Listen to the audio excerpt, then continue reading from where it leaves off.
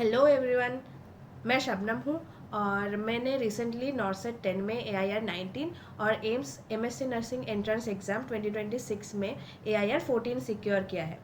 सबसे पहले एक बात, ये वीडियो किसी मैजिक ट्रिक के बारे में नहीं है।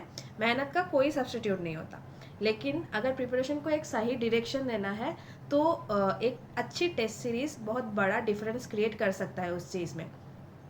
मुझे याद है मैं जब प्रिपरेशन फेज़ में थी तो हमारे सीनियर ने मुझे कंसेप्ट स्टार्स टेस्ट सीरीज़ के बारे में रिकमेंड किया था।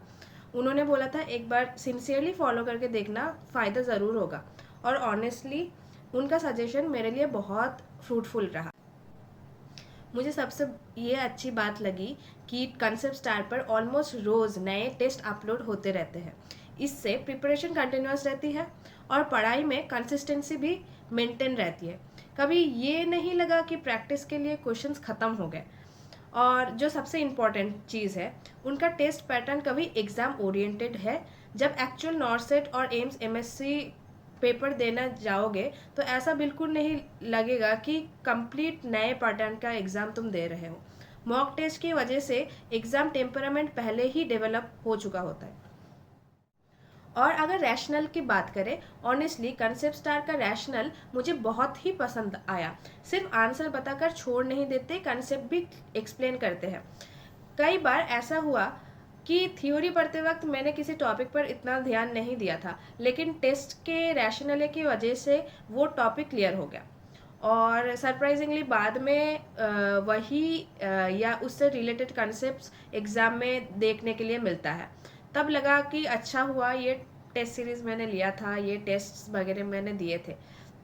एक और चीज़ जो मुझे अच्छी लगी वो ये थी कि टेस्ट देने के बाद अपने जो वीक एरियाज़ है वो ऑटोमेटिकली आपको समझ में आ जाएगा।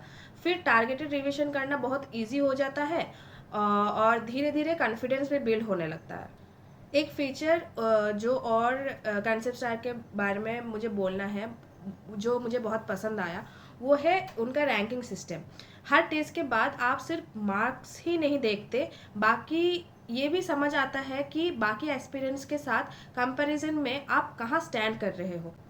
तो अगर आप नॉर्सेट या एम्स MSc नर्सिंग का प्रिपरेशन कर रहे हैं, मेरी पर्सनल एडवाइस रहेगी कि मॉक टेस्ट को प्रिपरेशन का एक कंपलसरी पार्ट बना लीजिए। और अगर आप कॉन्सेप्ट स्टार की टेस्ट सीरीज फॉलो करते हैं तो उससे सिर्फ टेस्ट मत दीजिए, रैशनल भी प्रॉपरली पढ़िए, एनालाइज कीजिए। मुझे लगता है कि एक्चुअल लर्निंग वहीं से होती है। और एक कन्फेशन, कभी कभी टेस्ट में मार्क्स देखकर मूड भी ख़राब हो जाता था, लेकिन बाद में रियलाइज़ हुआ कि घर पर गलती कर लेना एग्ज़ाम हॉल में गलती कर लेने से बहुत बेहतर है। फाइनली मैं कंसेप्ट स्टार टीम को भी थैंक यू बोलना चाहती हूँ।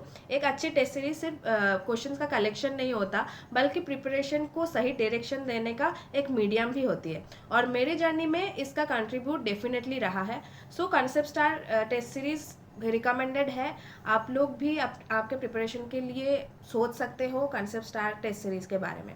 बाकी मेहनत आपकी, कंसिस्टेंसी आपकी और फिर रिजल्ट भी आपका। All the very best. मिलते हैं एम्स में।